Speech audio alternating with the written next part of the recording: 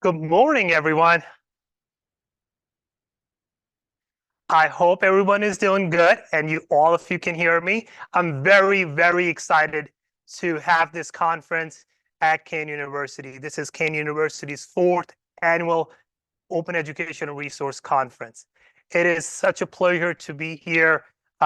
Kean University started its effort back in 2019, and from there, it's an amazing advancement in this area. Uh, my name is Mohammed Hassan, and I have moved to the United States in 2001. When I moved, I came with an American dream that was very particular for the people from the country like Pakistan to come here and change the life uh, of their life and their family's life. When I came here, I felt a huge problem, and that was uh, my resources, financial resources. I had a lot of issues in addressing those issues. There was a time when I could not afford, I was a pretty good student, A student most of the time, but there was a class that was a business class, and I was not getting even a C grade in that class. I was doing everything. I was taking notes. I was making sure I'm following as much English I could from the faculty member. But the problem that when I went to discuss with my faculty member and I said, I don't know what I'm doing wrong, but I'm doing my best, but I'm still not succeeding. He was like, do you have a book? I'm like, no. He was like, that's why you have to get a book. The book was $60. That was back in 2002. The book was only $60 and I could not afford that book. He gave me his book. And if it was not for him, I probably would not have been here. I'm very thankful because when I came here, I burned all of my boats, right? My father gave me all of his retirement money to come here. I could not have gone back.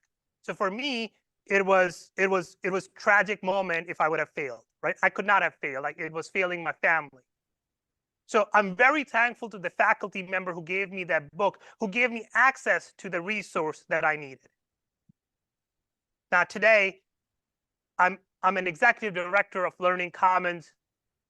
I am leading the role of open education resources. I'm surrounded by amazing faculty members, staff members, and all of you who are helping us take this message out there and helping us make things better. This conference, Open Educational Resource Conference, was just a small thought process, but it has grown to be this big. This year's conference, we had the most registered members for this conference, and we have amazing speakers lined up for you. The theme that we're following this year is equity-centered open access design. The conference is dedicated to exploring and advancing the intersection of open access principles and equity-focused design in scholarly communications. As the landscape of academic publishing evolves, this conference aims to foster dynamic and inclusive dialogue among students, researchers, librarians, faculty, publishers, and advocate committing to creating a more equitable, accessible scholarly communication. This was very much written, right? But what I want to say is we are here to have a dialogue. Throughout this conference, I would like you to have a dialogue. We have amazing, great speakers, and starting with our keynote speaker that will be introduced by our Associate Provost of Faculty Development, Dr. Laura Becker. Good morning, everyone. It's great to be here. Congratulations, Mohammed and your team on the 4th wonderful conference. If you are able to, can you open up your chat on the Zoom and just tell us where you're dialing in from today? Where are you? Are you here at Kean? Are you at Kean but somewhere else right now? Are you at Rutgers? You're over there on the East Campus. All right, Jim. Rutgers, Stockton, Fairleigh Dickinson, NYU, Pace, Alabama, welcome, Rochester, Baltimore, wonderful, Montclair State. So we have a wonderful ASU is a great partner. So many other institutions involved in supporting our students, and Mohammed's story is very powerful. And obviously, we duplicate that story 15,000 times at Kane, and even more so as we add in all of our institutions. And I think OER is such a concrete example of how to make all of the scholarship, the learning, accessible for our students. It's really, truly an important equity move. It's my honor and privilege to introduce our keynote speaker today, Dr. Walter Greason.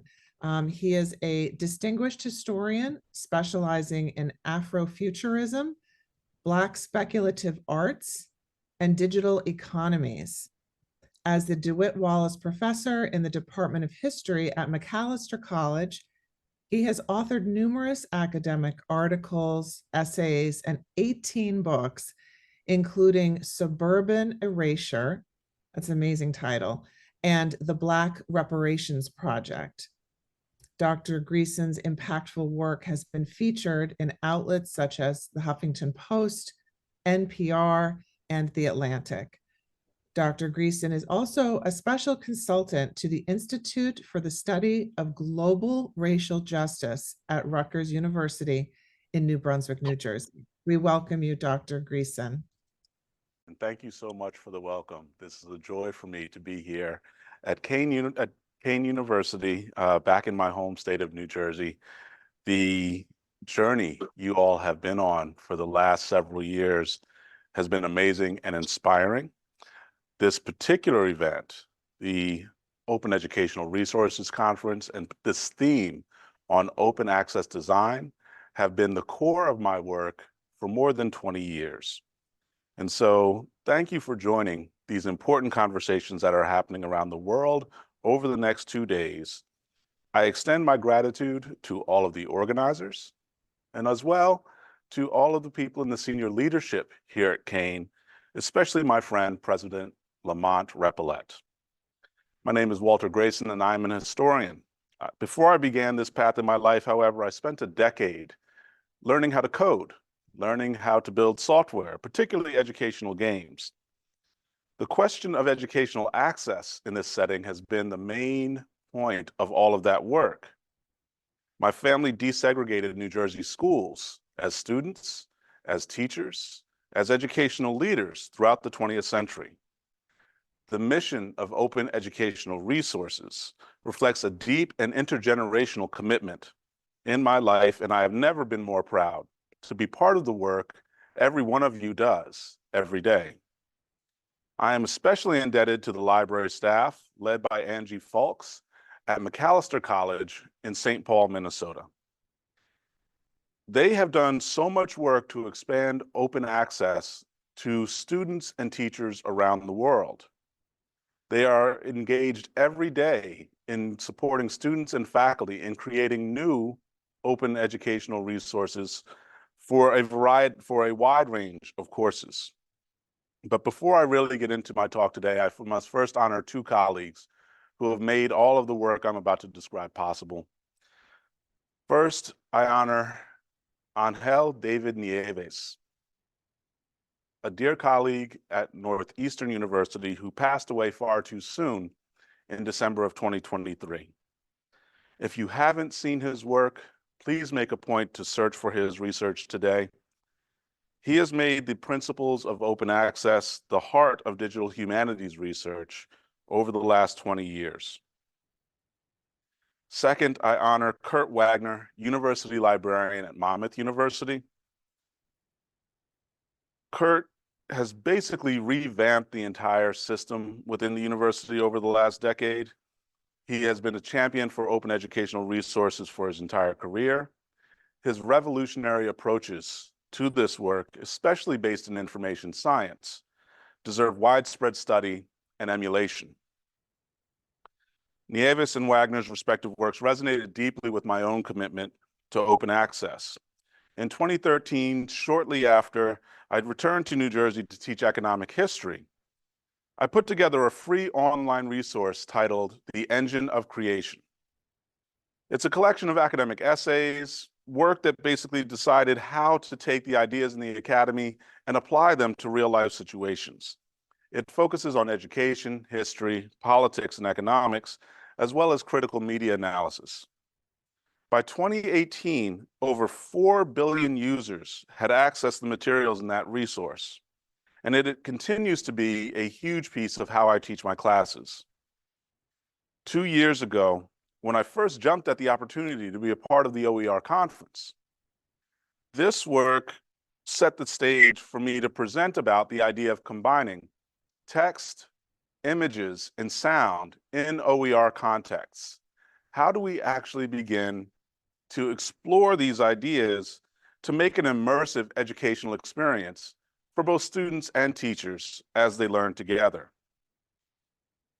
The students that first took these courses, they were thematically titled Controlling Information. Controlling information from the perspective of people who produce content. That is, how do they decide what to edit, what to include, what not to include, and what format within which to present. And then controlling information from the perspective of audiences. How do you figure out the intent and the meaning behind the information that we encounter? This is basically an approach to media ecology as a field that's based out of the work of Marshall McLuhan and Neil Postman. That work then opened up the door for the students to learn about librarians and archivists and information scientists and educational leaders like all of you. Those students have taken those lessons and built new industries across the United States that are based on a skepticism of received knowledge. So I want to focus on that phrase for a moment. Skepticism of received knowledge. How do we begin to look at the things that we're taught that become fundamental to the way that we understand the world and re-examine them over time? Critical media literacy is the key to starting to unpack deeply seated beliefs that may no longer be appropriate in the world that we now occupy. This is particularly important in the era of social media. So I'll take a moment to share with you all a few of the pieces that students have created.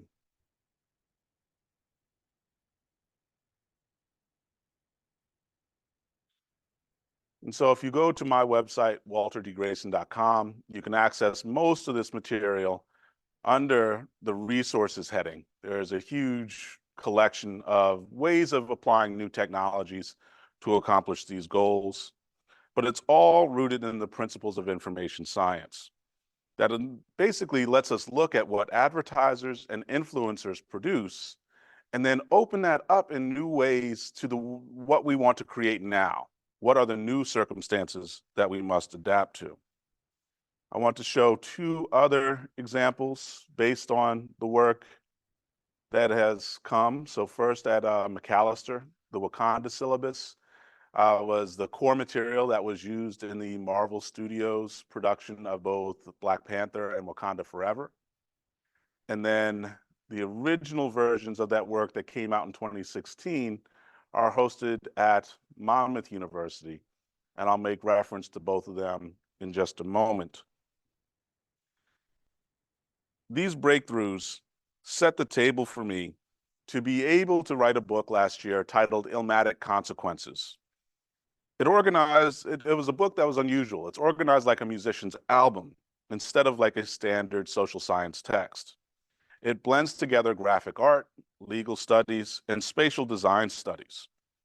At its foundation, it shows the evolution from Black studies in the late 1960s and early 1970s. And then it builds on that to look at the emergence of hip hop studies in the 1990s, and finally looks at the growth of Afrofuturism in the last decade. I would suggest to you today that what we know about open access and open educational resources enables us to create a Black speculative arts artificial intelligence.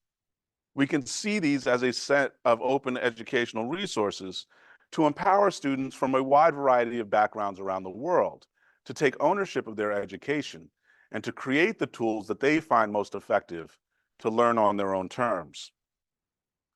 But I say to you today, we cannot stop there. Last year, my presentation to this conference focused on the necessity for a multilingual open educational resource material. It was based on a series of museum presentations, exhibits that I created in 2019, and that these expanded on the basis of what was the Wakanda Stunt syllabus in Black Panther. I worked for 7 years designing the basic principles of a fictional nation as it was shown in that film.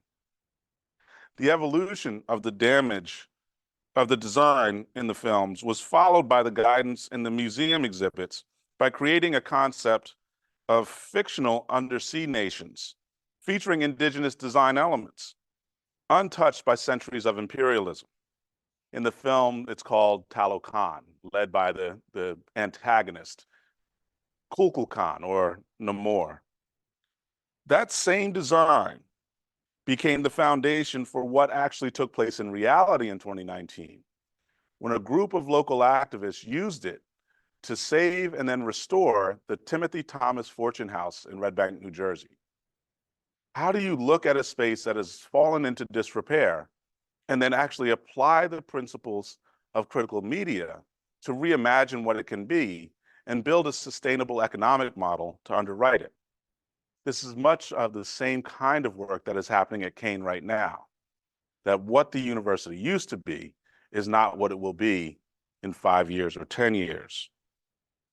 The best success recently, however, was a work in Florida where a town was about to be destroyed, a historic African-American town. In fact, the first African-American incorporated community in the United States, hometown to Zora Neale Hurston, an internationally famous writer, was about to lose all of its land to real estate developers.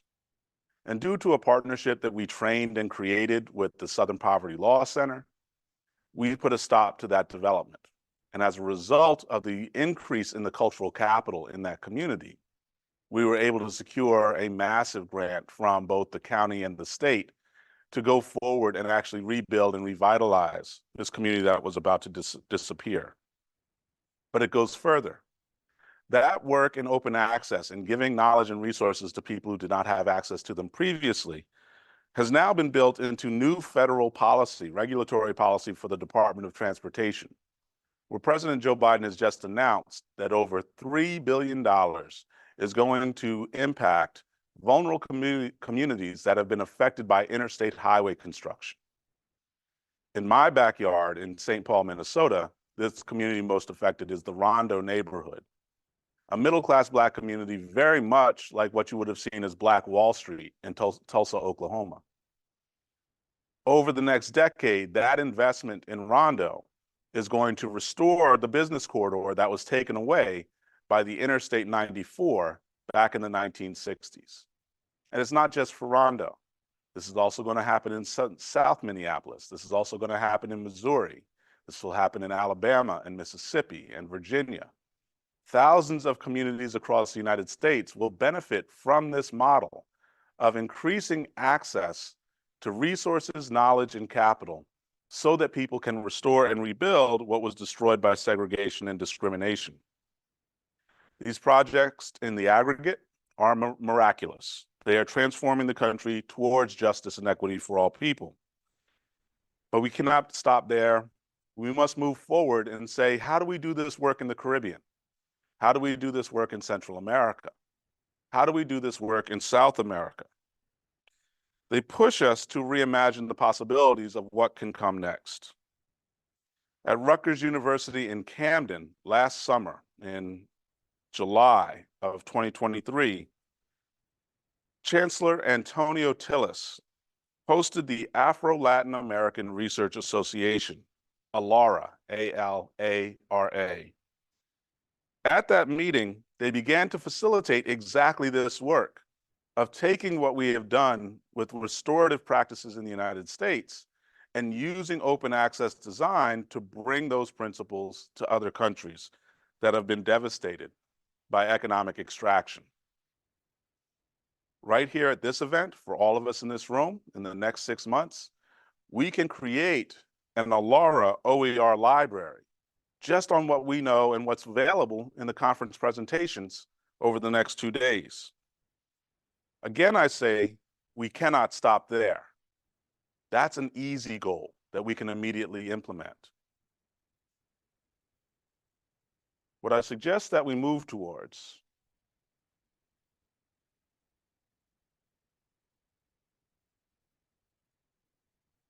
is the newest project that was launched just 2 weeks ago, is the graphic history of hip hop.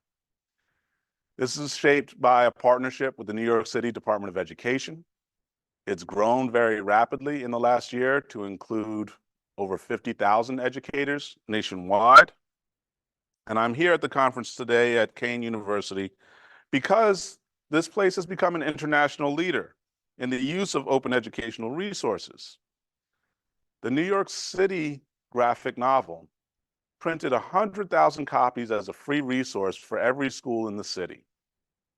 The interest from all the other educators nationwide is about tailoring these kinds of open access opportunities for everyone across the United States. And we've even gotten inquiries from Korea, Japan, England, France, and Italy. That foundation inspired me to come today with a request that I'm asking you all to think about intake pipelines, places where we basically encourage community colleges and we ask for secondary schools to partner with events like this. How do we tap into the places where the secondary teachers, their students, and their families can actually get more advanced information earlier in their educational trajectories, to make use of these tools and to actually build new resources based on their own skills, their own expertise, and their own insights? That kind of intake pipeline multiplies the value of what we produce immeasurably. At the same time, we need more outcome pipelines that beyond the years of undergraduate education, beyond the years of the graduate training that people receive, how do people move towards the first jobs in their careers, their second and third jobs? How do they begin to become entrepreneurs? So that by the time they are 35 or 45 years old, they have the tools to make the transitions that they can't see at the point where they graduate. These kinds of intake and outtake pipelines are vital for the success of not just any single nation, but really human civilization around the world over the next century. When we see these partnerships, whether they be in New Jersey or in the United States or anywhere, it's our graduates who are then the biggest benefits, that they have a sense of their adult life with some structure that's flexible, that's fluid, and will always adapt to the new things that they encounter. OER is a unique framework to be able to empower people to shape these systems. These systems need stronger assessment frameworks, ways that we look at their effectiveness, not just semester by semester or year by year, but month by month, week by week. In my classes, we do it day by day, minute by minute. How do we maximize the ways people see that they're growing and gaining value from the educational relationships that they develop? And most of all, that it isn't teacher-centered, that they're not relying on me as the instructor to move forward, but I've given them the tools that they can actually be independent and collaborative on their own terms so that they can move forward and do things that I would never expect. The main theme of my talk today is about the idea of open access design, open educational resources at the birth of artificial intelligence, which is the moment that we're in right now. And I want to talk through the implications of that because we're not reacting well in the last 2 years to the realities of ChatGPT and other forms of early artificial intelligence. OER systems must become central to the way that we understand these new technologies and the ways that they emerge. In this area, something is happening that I had never anticipated before. My early skills before becoming an historian are dovetailing with my academic life. That is, as a coder, software engineer, really a user experience designer, those techniques are now overlapping with academic history and really academic life in general. Years ago, in the early 2000s, I designed web crawlers that would aggregate web data and show me patterns about how different subscribers, users, producers were actually creating new material. That experience took on a new life in 2012 when Facebook and social media, Twitter, really began to become a dominant part of daily life around the world. Those web crawlers no longer needed to just aggregate data, but it actually allowed me to teach students how to create chatbots. These ways that we actually have automated response systems for a variety of different purposes that anticipate what people's questions, or at least most common questions are, and what the most effective answers to those common questions can be. So that's what my students have done since 2009, 2010, is design the idea of chatbots, which has now given way to the idea of large language models. And this is the point where I want to say we can intervene as folks who explore OER and OAD.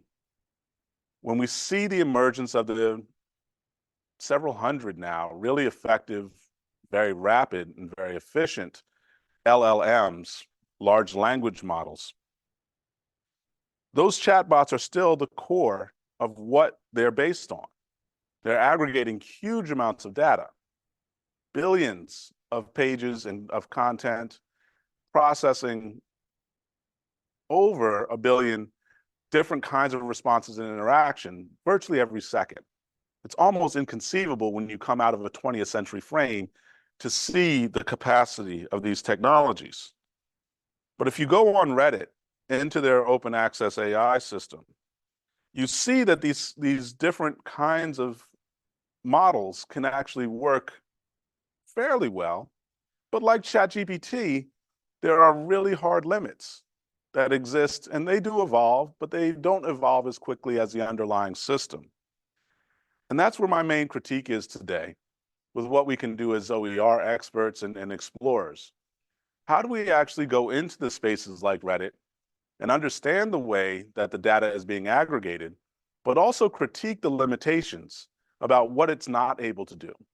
And how do we actually make it more accountable and teach these systems more effectively to do the things that we actually need, to actually value the variety and range of human life and experience and expression, not just boil us down to single answers and easy ways of approaching the kinds of problems that we face. Creating those frameworks will be a challenge. No effective frameworks really work yet to effectively discern the shifting and subjective meanings within the data that's being collected, let alone the ways those applications can unfold and anticipate new problems that will emerge tomorrow, next week, next month, and next year. And so I'm closing today to propose to all of you this notion that we can create them. Conversations like this are huge for the work that we have to do going forward. And so I want to say we can start the work today of creating an open educational resource AI, an OER AI. That platform is desperately needed. Why? Our work is aggregating specialized knowledge, really focused, vetted, peer-reviewed, accountable information in a way that is not really available to the large language models as they exist today. And based on the principles of information science, the lessons that I mentioned that come from Kurt Wagner or Angel Nieves, or really any of the trained librarians and archivists that work in our institutions, we can scaffold large language models to screen and figure out not just information, not just data, but wisdom. What actually is valuable and how valuable in what circumstances? One quick example, I was working at a data science lab at the University of Arizona in December of 2022. In doing that work, we sat and we found a great number of questions that ChatGPT was very effective at answering. Anything that was strictly mathematical, designing certain kinds of codes that work with algorithms to predict basic behaviors, really, really good systems. But when we challenged the AI system to engage with the history of Black women's experience in social activism and political leadership, it had no concept. It couldn't find the data that it needed to begin to answer that question. Similar issues came up when we started to look at indigenous community perspectives, evidence, and engagement. You could find similar flaws when you look at people who migrate from one place to another and start to explore where their careers are, how their lives unfold, and what decisions really work best for them to attain economic stability. There are vast areas of human experience and knowledge that are beyond the large language models that we have now. And much of the work of the next generation, 30 years at least, is going to be scaffolding and crafting these large language models using the data that we get out of OER systems. And so we have to take leadership. We cannot wait for others to come and step forward and invite us to the table. We have to grow our skills so that we can safeguard against the worst fears about artificial intelligence. But I'll say again, we cannot stop there. It's not enough to do this by discipline. It's not enough to do this by institution or by geography. We have to challenge ourselves to think beyond the barriers that we've inherited. This kind of model based in OER that leads to better large language modeling and ultimately will produce a more moral AI. My promise to you all today as I close this presentation, as we look towards an OER AI in the short term, is that we can find the importance within this, within our work, within the presentations that we'll see, that as we go forward, I can offer to you a blueprint for how do we actually build a more responsible AI based on the OER practices that we've seen at Kane. This blueprint offers a more human, a more humane AI. This is a way to avoid the science fiction kind of presentations of an AI that does not value human life. That commitment to embed compassion, to embed the way that we value and affirm each other's dignity into these information systems is what our librarians already do. It's what our archivists already do. But now it's time to synthesize that and make it more widely available to everyone. So as we think through these presentations that we have in front of us, keep in mind the enormous opportunities that we have. Keep in mind the enormous weight of responsibility that we carry as we move forward. We can build the educational futures that we all deserve, but we have to meet the challenge starting right now. Thank you for your time and attention. And if we have time, I can definitely take a comment, question from anybody who is curious about any of this stuff.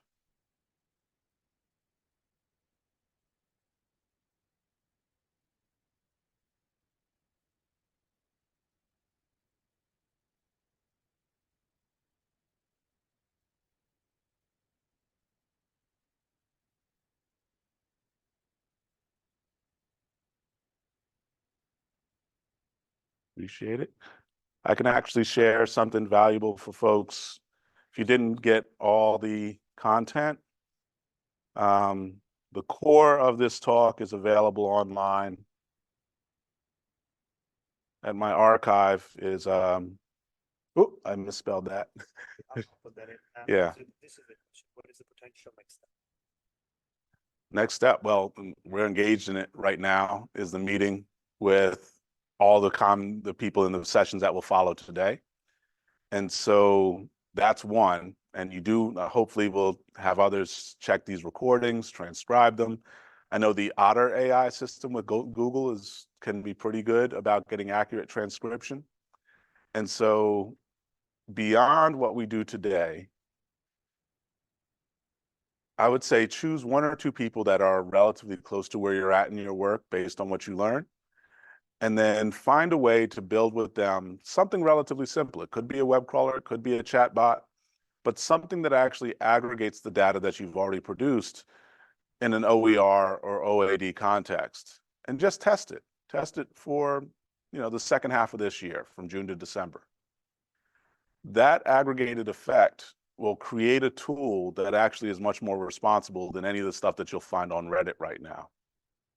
And so that's what I was offering is if you wanted to participate in creating the core of what would emerge as a more responsible AI, all of your partners are in this meeting.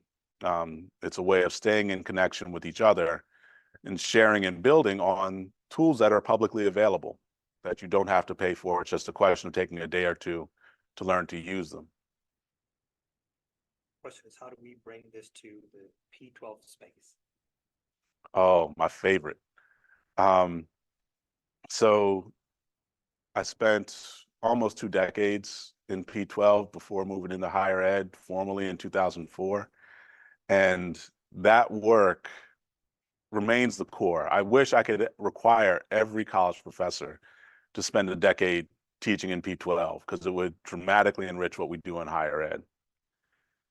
For me, what I do every day, and I work with kids as young as 7 or 8 years old, is teaching them the basics that I acquired when I was their age about understanding the way code works. And particularly, they're very interested in TikTok and Instagram, of course, Snapchat to a lesser extent than a few years ago. But teaching them how to decode the way the algorithms work on those platforms so that they understand how content is recommended to them, how they can take charge of their algorithm and figure out what kind of content they want to seek. Just this past week, I had a first-year student in college talk with me about how they actually experiment with what content they are experiencing as they go through their social platform, and that they've already begun doing this. And so the middle school students I worked with a month ago, we did a Living Black History Museum in late February.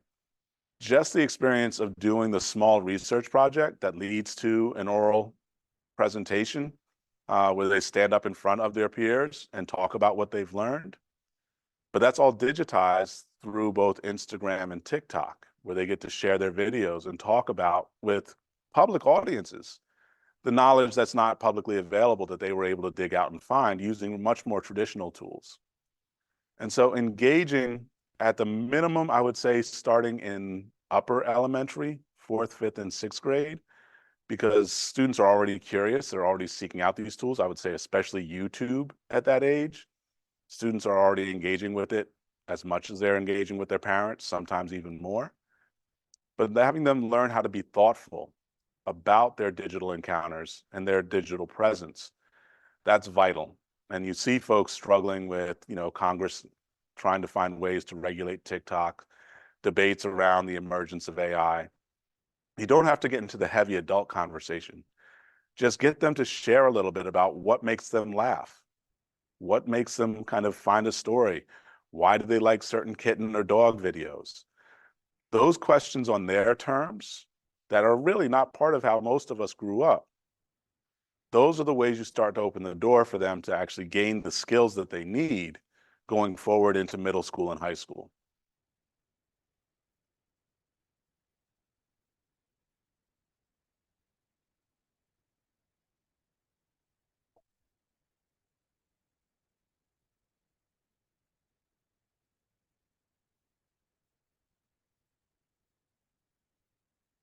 Should be. It might be .org, but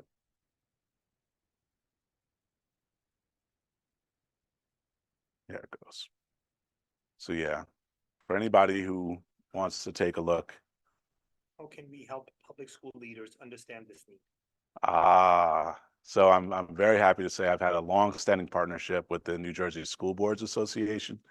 And so I've been working for 4 or 5 years now, going from district to district around the state, helping board members gain greater skill sets, and then setting up professional development for both educational leaders and for senior teacher leaders so that they can use more of these tools on their own terms. And again, it's about taking small, basic steps. That's the way any of us learn, really, is that we learn to do something simple and then we build around it. But those conversations have been extraordinary. I'll single out 2 districts. Long Branch, New Jersey, down the shore, has an amazing set of digital resources that are all student-centered. The students do most of the production.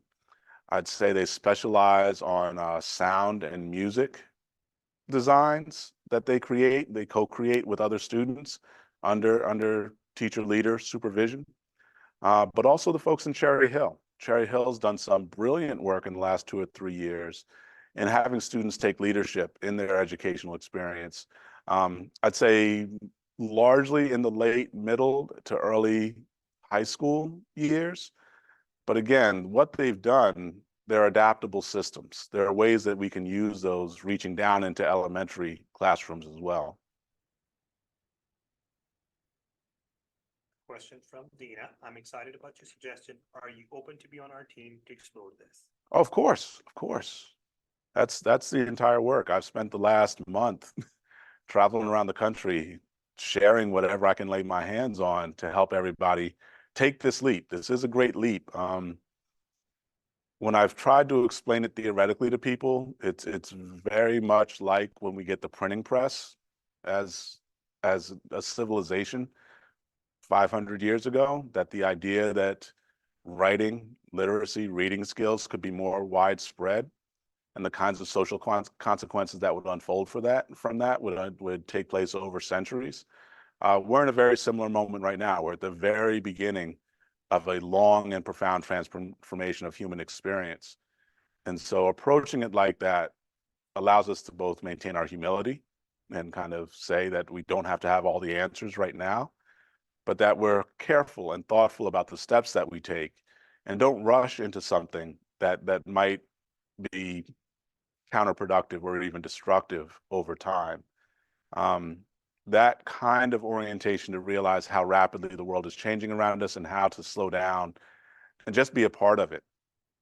Yeah, that's for me the kind of social orientation that's most helpful.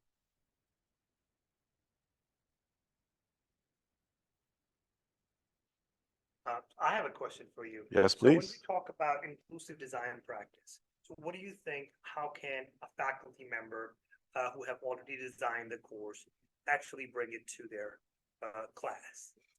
So syllabus design is an amazing and powerful tool, and often, so there's a principle I use that says, don't teach the way that we've been taught. So often as instructors at any level, we have people who taught us that we really respect, admire, and we like the way their teaching style helped us to learn. One of the first activities I run is how to reflect on what was specific about that learning process. How have we as educators internalized it? And then to be even more deeply reflective about what were the things that didn't work as well, and how have we kind of compensated for the flaws, even in teaching styles that we like, that enable us to learn and overcome and grow and develop in different ways. And so when we start doing that, what it leads to are more open syllabi. So constantly with new teachers, with new faculty, there's this enormous pressure to say, okay, the standards say A, B, and C, X, Y, and Z. I have X amount of minutes in each class to deliver this. How do I make sure I do everything that's required? And what I find universally among both more experienced teachers and more experienced faculty is that they understand that those guidelines, those standards are a starting point, not an ending point. And they learn how to deliver the standards and the content and have the students meet the essential questions in really powerful ways. But they also learn how to create more space in the classroom for innovation, for creativity, for people to overcome and expand what's available in an educational experience. And in my case, in the cases that a lot of researchers on these topics get into, that space, when you bring students into it and empower them to create, I'll give one very specific example, but when you invite students into that space to create, they buy in and their enthusiasm for the learning process takes over, and they surge way beyond whatever standard or guideline is required by the state or by the district. And so the example I have was I spent a long time, more than a decade, teaching standardized test preparation. How do you do well on a PSAT or an SAT or an ACT? And the key lesson I learned after doing it for 5 or 6 years was, instead of teaching students how to decode a particular type of question or recognize what kind of question they needed to answer, the key was teaching them how to think like a test designer. to understand the philosophy beyond the assumptions that people make in crafting all the questions. And once they are able to design their own questions that were modeled on what they were experiencing on the test, scores jumped 200, 300, 400 points in 3 weeks, 4 weeks. And so when you teach people, our brains are amazing at problem solving when given the chance to do it. But when we're teaching for the immediate short-term outcome, we're reinforcing the trap as opposed to giving them the flexibility to say, I can build something way better than this. This is actually pretty easy. Makes sense. So I love what you talked about, giving space for innovation. Yeah. And when we give students the chance to put their efforts in, they actually feel they are connected. It's their ownership. They own it. Yeah. So now, having said this, how do you see the global perspective of open access as we see that in the United States and a couple of other countries who are working really hard on, but then there are other countries like Pakistan, India, and I know how education is there. So as a global perspective, how do you think the efforts that we are making here can be connected there, or how, or what is the impact? I love the question. So I'm very fortunate. So New Jersey is an extraordinarily diverse state with people from all over the world coming here to kind of seek the dream, the freedom that they have imagined for themselves over long periods of time, and often trying to manifest that for their children and their grandchildren. What happened for me in moving from New Jersey to Minnesota is very similar. The Twin Cities are very similar. Tons of refugee and immigrant communities that are figuring out how to belong, how to take their first steps. And in doing that, what has worked really well is their ability to learn the rules, learn the way the politics, the economics, the cultural institutions work, which neighborhoods can they get together and build. On the way out here, I ran into a group of Ethiopian leaders who were really excited about some programs that we're putting together. And so those steps are really good. But at Macalester in particular, Macalester has students from over 100 countries and from all 50 states. And the place is much more international than any other place I've taught. I've been at Columbia and Penn and Princeton. They're all amazing places.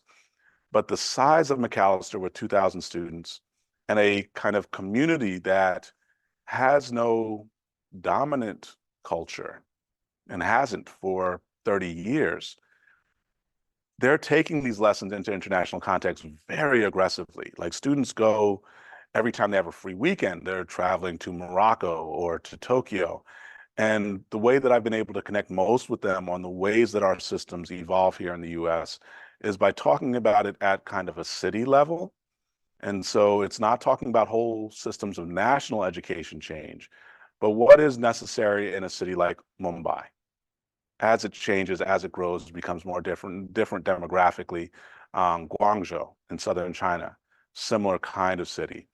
If you're looking at the top 100 fastest growing and changing cities in the world, their educational infrastructure is absolutely essential. And there are so many different philosophies about how you can actually accomplish the goals that they need in a relatively efficient way. The approach that I've been talking about today in terms of open educational resources is revolutionary because they get more information available that they can then incorporate.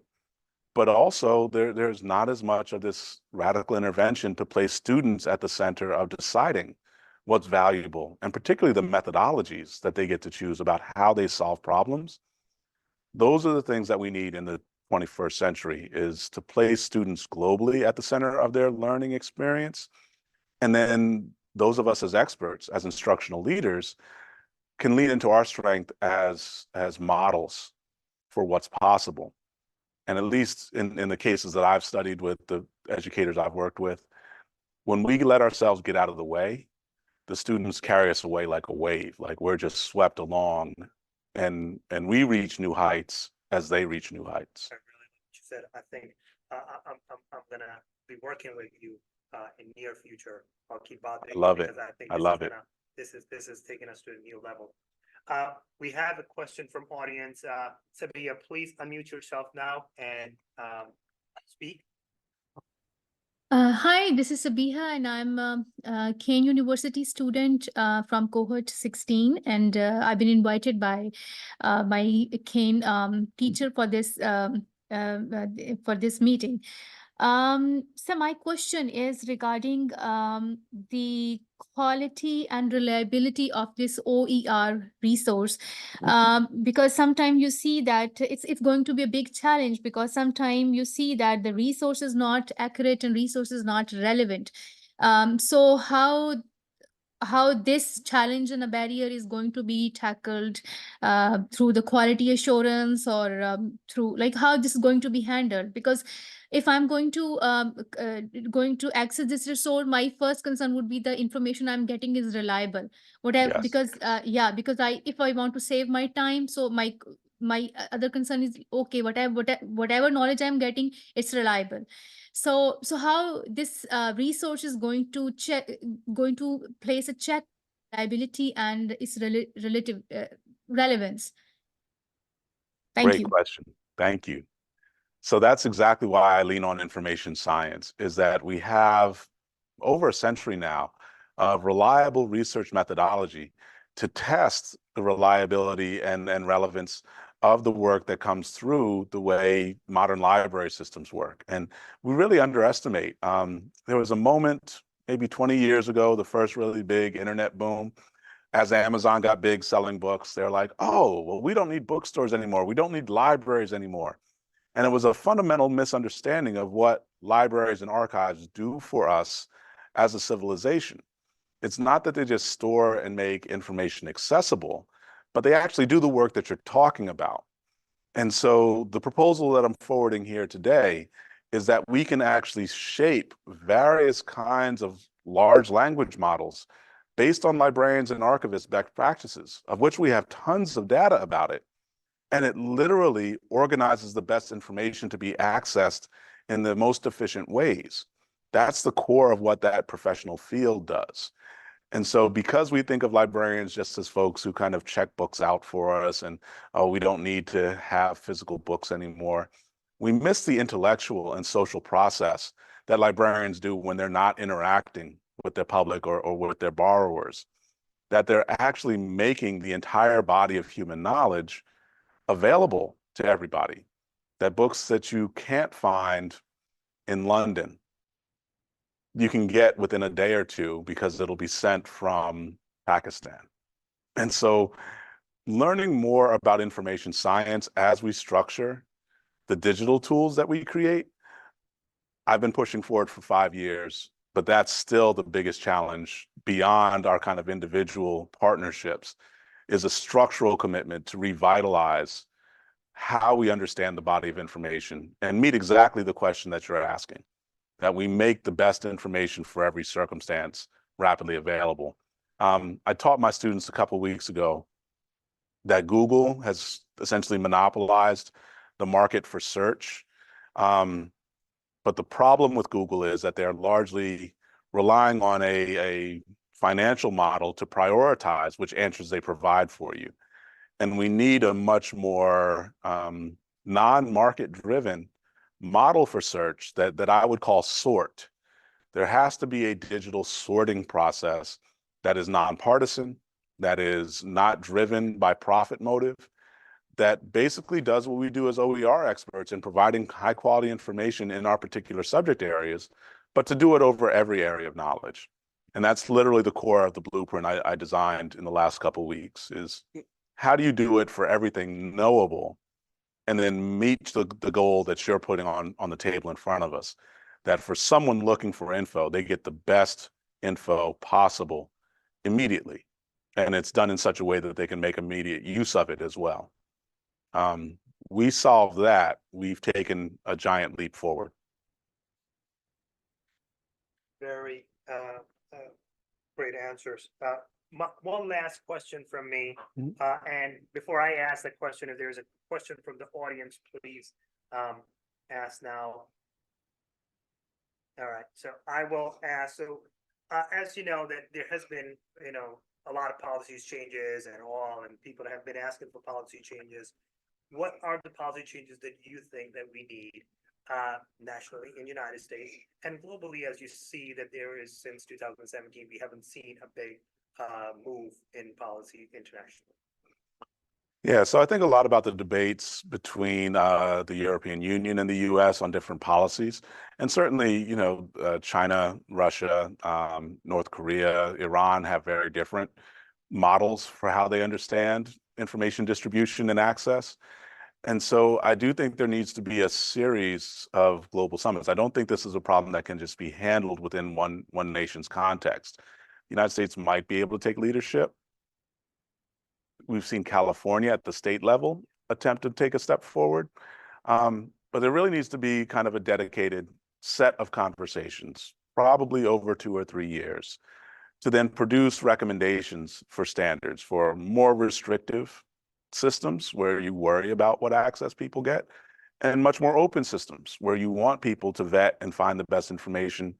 And I think providing a spectrum ultimately is the next policy step, but also being flexible that, say we adopted that by 2035.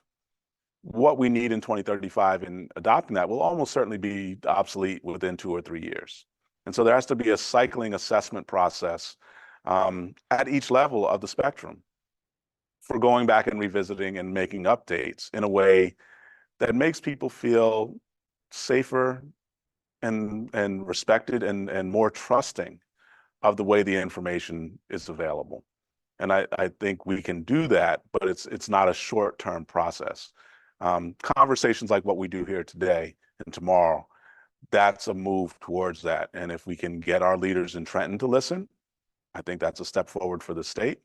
I think the model that we do, say we do something like this in November or December, that'll set us up that as we go into next year, which is 25 as an election cycle for the state, we can inform the policy debate that happens in 2025, set up for a statewide or even a regional, because actually a lot of the work I do is based on the fact that New Jersey is deeply connected to Maryland, Delaware, Pennsylvania, as well as New York, Connecticut, and New England.